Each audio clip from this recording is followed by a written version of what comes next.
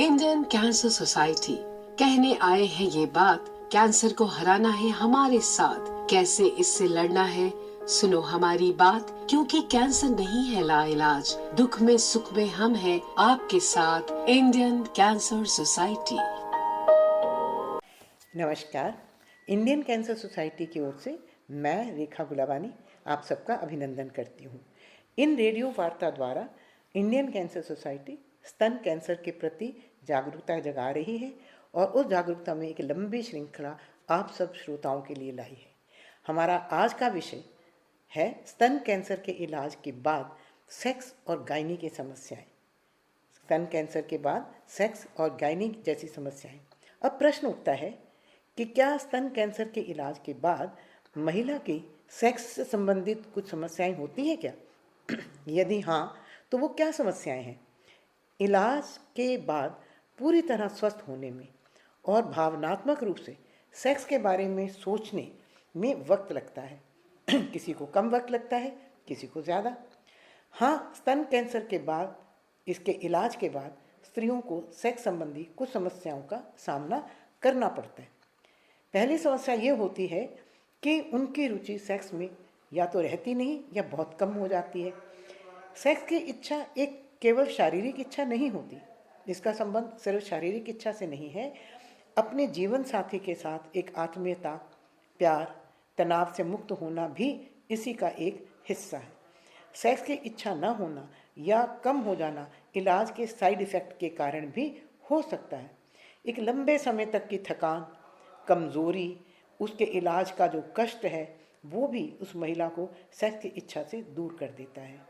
एक स्तन खो देने के कारण, शारीरिक छवि में कमी के कारण हो सकता है उसमें आत्मविश्वास कम हो जाए।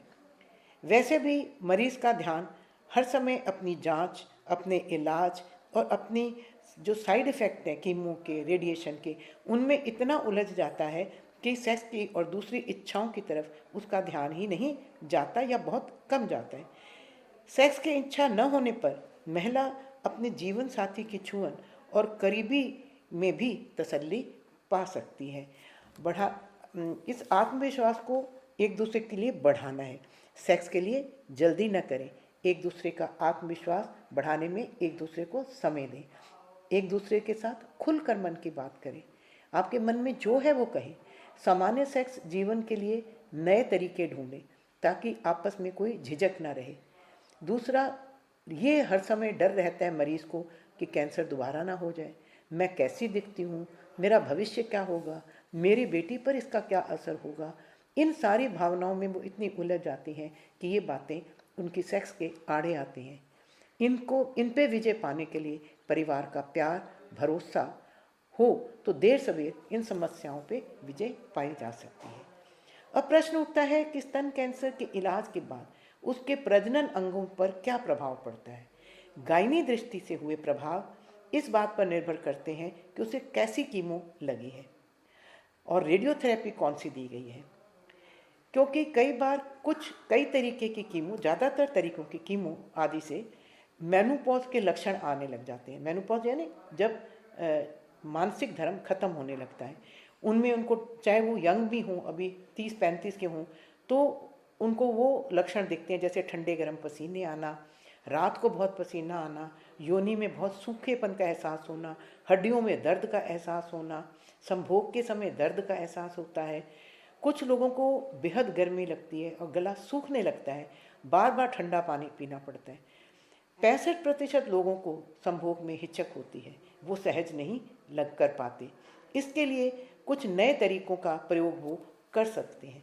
समय समय पर स्त्री रोग विशेषज्ञ को दिखाना चाहिए।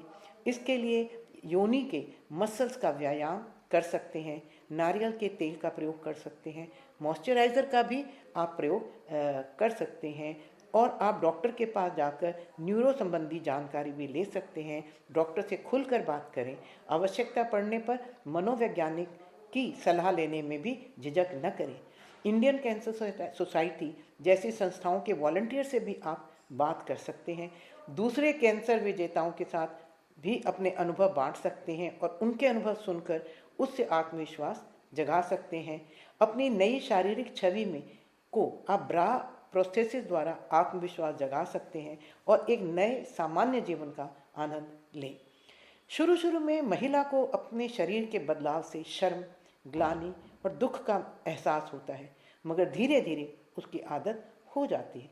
जितनी जल्दी हम अपने नए शरीर को स्वीकार कर लें, उतनी जल्दी हम अपने नए शरीर के साथ सहज हो पाते हैं। अब आप पूछेंगे कि इंडियन कैंसर सोसाइटी इसके लिए क्या करती है। इंडियन कैंसर सोसाइटी का एक पुनर्स्थापना केंद्र यानी रिहैबिलिटेशन सेंटर है जो B108 चितरंजन पार्क दिल्ली में है।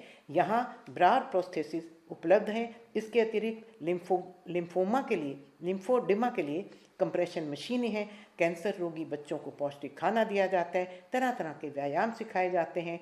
हमारे रिहैबिलिटेशन सेंटर का नंबर है 01141729393। नंबर एक बार फिर सुने, 01141729393। इंडियन कैंसर सोसाइटी के बचाव के लिए, कैंसर से बचाव के लिए वार्ता कराती है। ये रेडियो वार्ता भी इसी जागरूकता का एक भाग है। कैंसर की रोकथाम के लिए जागरूकता करके हम लोगों को ये प्रेरित करते हैं कि 30 वर्ष बाद जब आप स्वस्थ हैं तो कैंसर की जांच करवाएं। उसके लिए इंडियन कैंसर सोसाइटी का जांच केंद्र कैंसर डिटेक्शन सेंटर है जो बाबर रोड पर हाउस नंबर 42 के पास है।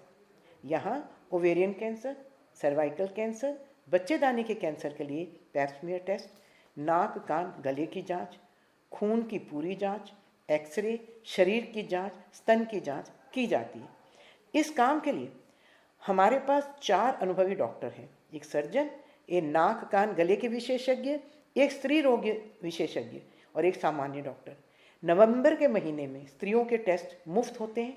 अप्रैल में जो पुरुष टेस्ट करवाने आते हैं उनका प्रोस्टेट टेस्ट मुफ्त में किया जाता है। कैंसर डिटेक्शन सेंटर पर HPV और DNA टेस्ट की सुविधा भी उपलब्ध है। इस जांच के लिए आप हमारे कैंसर डिटेक्शन सेंटर पर आ सकते हैं और कैंसर का शक लगने पर हम उन्हें सलाह देते हैं कि कैंसर अस्पताल में आप अधिक जांच करके वो निश्चित करें कि वो लक्षण कैंसर के हैं या नहीं। अगर दूसरी कोई बीमारी है उसका भी इलाज होना चाहिए और कैंसर है तब तो होना ही चाहिए। यहाँ पर आप सोमवार से शुक्रवार 9 से लेकर 12 बजे के बीच आ सकते हैं। आपके पास अगर 40 या उससे अधिक लोग हैं और आप उनकी जांच करवाना चाहते हैं तो हम आपके क्षेत्र में भी आ सकते हैं अगर आप हमें बुलाएं।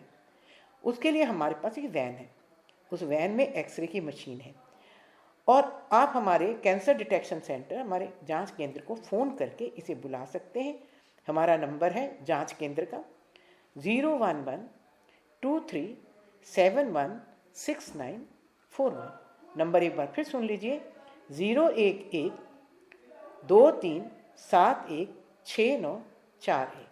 इसके अतिरिक्त कैंसर के बारे में कोई भी जानकारी लेने के लिए या अभी जो हमने वार्ता दी उसको देखकर अगर आपके मन में कोई प्रश्न उठता है तो आप हमारे हेल्पलाइन नंबर पर आप फ़ोन कर सकते हैं।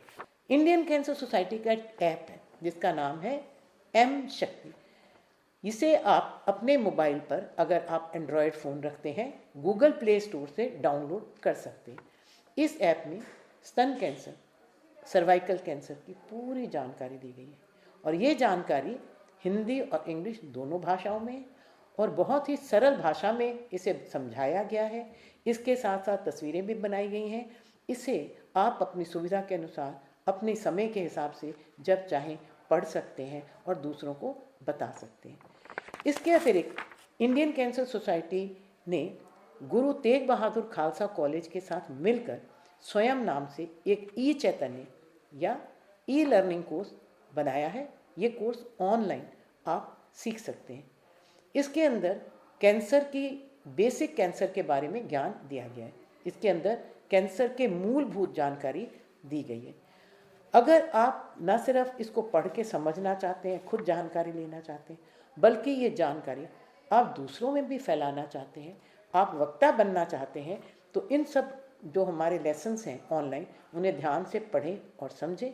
थोड़ी सी फीस देकर एक टेस्ट भी, यदि आप इस टेस्ट में पास हो जाते हैं तो आप कैंसर की जागरूकता के लिए वक्ता भी बन सकते हैं। कृपया इन दोनों सुविधाओं का पूरा लाभ उठाएं। हमारा आज का तथ्य, हमारा फैक्ट ऑफ द डे है कि थोड़ा सा धैर्य, अपने जीवन साथी का सहयोग और अपने मनोबल से हम स्तन कैंसर के बाद, इलाज के बाद सामान्य सेक्स कर सकते हैं और अन्य कष्टों पर भी जो गायनी से संबंधित हैं उन पर विजय पा सकते हैं। और इसके अतिरिक्त आप अपने क्षेत्र में अगर जागरूकता जगाने के लिए किसी भी कैंसर के अंग के लिए बुलाना चाहते हैं तो आप हमें बुला सकते हैं। इंडियन कैंसर सोसाइटी कैंसर को हर तरफ से लड़ती है, लोगों में जागरूकता जगाती है ताकि लोगों को ये पता चले कि उन्हें क्या करना है कैंसर से बचने के लिए। आधे से अधिक कैंसर रोके जा सकते हैं, तो वो उस जीवन शैली को अपनाकर उन्हें रोक सकते हैं। 30 वर्ष के बाद अगर आपको जानकारी है तभी तो आप जांच केंद्र जाएंगे, तो आप जांच केंद्र जाकर जब आप स्वस्थ हैं, कैंसर का कोई लक्षण नहीं है, तो वहाँ जांच करवाएं और कैंसर का पहला लक्षण दिखते ही इलाज करवाएं। इसका लाभ ये है कि इसमें इलाज पूरी तरह हो सकता है, इंसान पूरी तरह कैंसर मुक्त हो सकता है और स्तन को बचाया जा सकता है।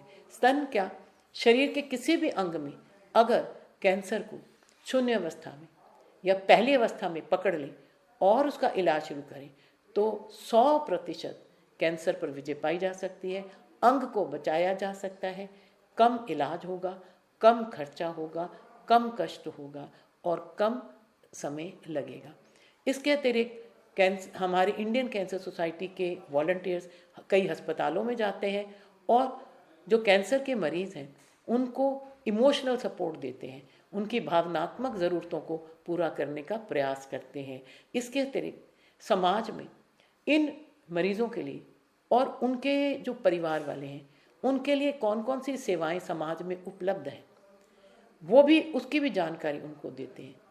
जैसे उनको ये पता चलता है कि आर्थिक सहायता कहाँ से और कैसे मिल सकती है, इसकी जानकारी भी मरीज़ों को दी जाती है और उनके घर वालों को दी जाती है। उनको विग्स कहाँ मिलेंगे, ब्रा प्रोस्थेसिस कहाँ मिलेंगे, उसके लिए हमारे पास रिसोर्स डायरेक्टरी है, हमारा पुनर्स्थापना केंद्र है यानी रिहैबिलिटेशन सेंटर है। हमें हेल्पलाइन से आप पूछ सकते हैं और हमारी वेबसाइट पर अगर आप जाते हैं तो आपको पूरी जानकारी मिलेगी कि ये ज़रूरत की सारी चीज़ें, जो सेवाएं जो एक कैंसर मरीज़ के लिए बहुत ज़रूरी हैं वो कहाँ से और कैसे ले सकते हैं, ये जानकारी उनके लिए बहुत आवश्यक है। जो दूसरी कैंसर बीमारियों में तो सिर्फ बीमारी से लड़ना होता है, इसके अंदर बहुत सी भावनाओं को, बहुत सी जिज्ञासाओं को लड़ना पड़ता है कि कैंसर का इलाज होने के बाद उसका जीवन कैसा होना चाहिए ताकि वो वापस उसी तरह जीवन जी सके जब वो ठीक था तब जीते थे। उसके लिए आप सबको सुनने के लिए धन्यवाद। इंडियन कैंसर सोसाइटी कहने आए हैं ये बात, कैंसर को हराना है हमारे साथ, कैसे इससे लड़ना है सुनो हमारी बात, क्योंकि कैंसर नहीं है लाइलाज, दुख में सुख में हम हैं आपके साथ। Indian cancer society.